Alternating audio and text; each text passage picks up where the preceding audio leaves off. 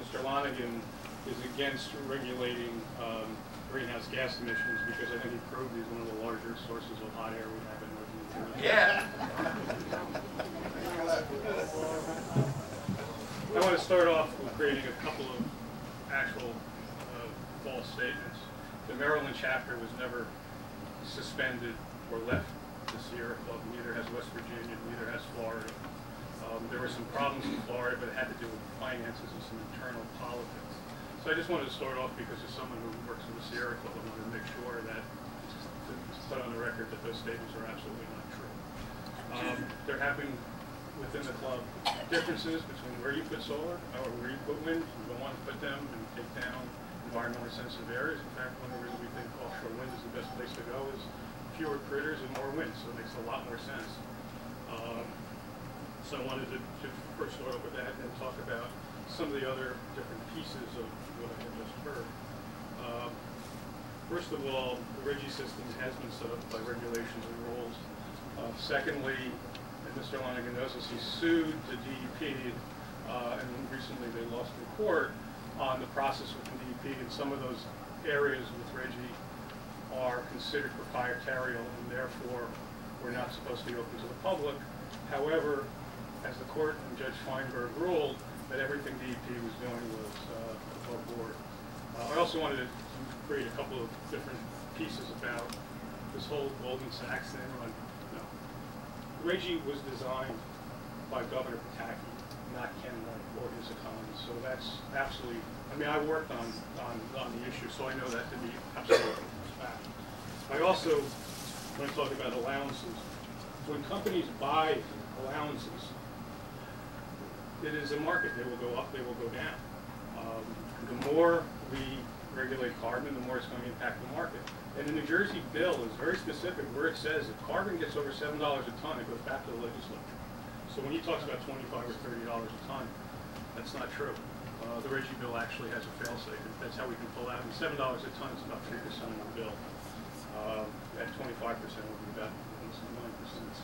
The other point I wanted to make is that since you talked about carbon, New Jersey is a coastal state.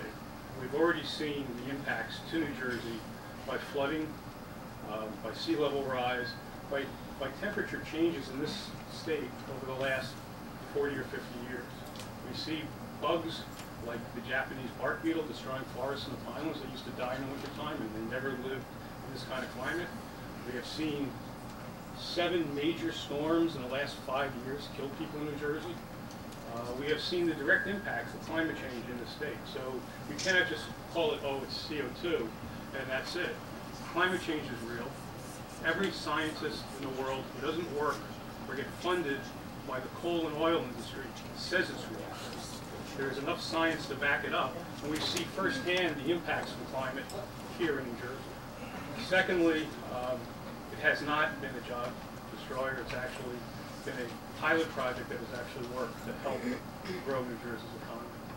As I said before, 26,000 jobs in New Jersey depend on the green economy. It's the fastest growing area in job creation in our state and in the region.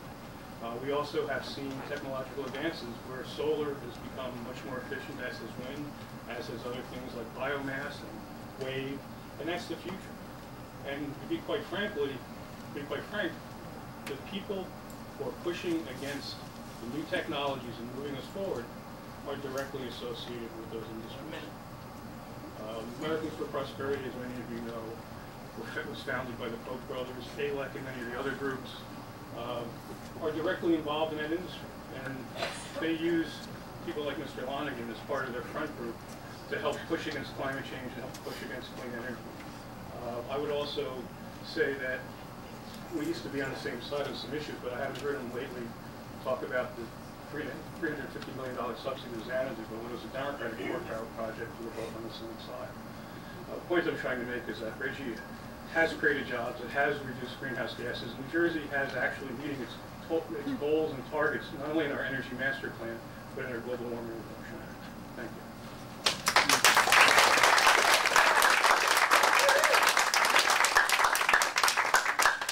Jeff, I do agree with you in the opposition to the Xanadu bailout. I think it's an absolute disgrace.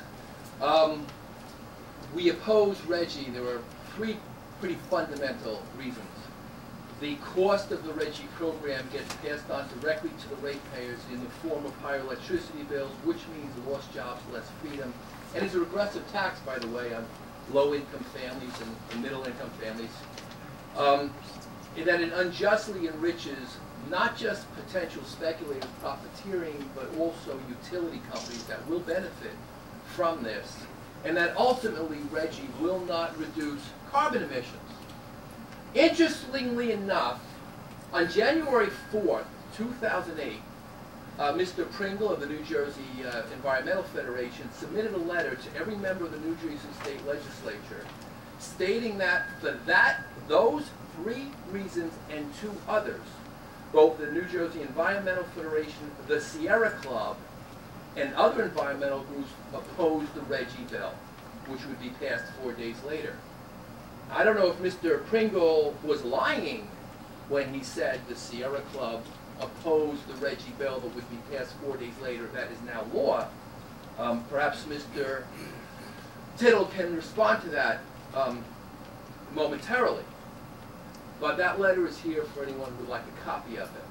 So for the very core reasons that we're fighting to repeal RGGI today, the Sierra Club apparently opposed them before its very inception. So that's something, I guess, that needs to be explained by others. In New Jersey's, the claim by the Brookings Institute that there's been 26,000 jobs created in New Jersey, I find that mighty hard to believe. I'd like to find one person. Anybody in this room have one of those green jobs? I do. Good, thank you. And you got the empty point. 0.00000%. The fact that New Jersey last year led the nation in outward bound migration rates, that we continue to wallow in one of the top unemployment states in the country tells me, well, I find that a bit hard to believe, and that those numbers are simply manufactured, like many of the statistics are, that are manufactured through this industry. I do know this, that as electricity rates rise, and according to the Congressional Budget Office and a report issued in 2009, if cap and trade is initiated nationally, we can expect about $400 billion in new taxes between cap and trade and other energy taxes if these programs are continued to roll out. According to the Center for Data Analysis, if these programs are allowed to continue and to expand as is hoped for by Mr. Tittel, then by the year 2035, consumers can expect a 35% increase in their electricity bill, businesses a 60% increase, a $5.2 trillion reduction in our nation's GDP, about $1 million in job loss, and of course to every American family of about $2,400 a year. That's based on current dollars. We simply cannot afford it. For America to remain competitive, we need low-cost and reliable energy.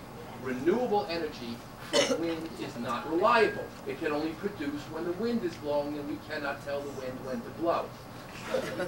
Solar energy is the most costly of all new renewable energies out there, and there was just a $300 million no-bid contract awarded to a company in New Jersey named Petra, a no-bid contract by Public Service in order to put those very attractive solar panels on the tops of telephone poles across New Jersey where trees are being whacked to death, and we're hearing about that constantly. I question how valuable the destruction of those trees is to the electricity that's being produced, which I believe is 460-watt light bulbs for every one panel. The renewable energy promise is a myth. If there's going to be renewable energy made affordable, it's going to come from initiatives within the private sector, not government subsidies and corporate welfare handouts to politically chosen entities.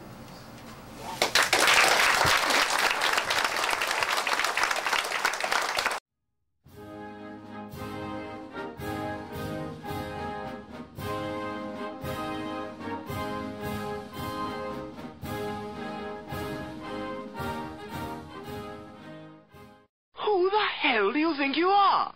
Move it a little bit to the right.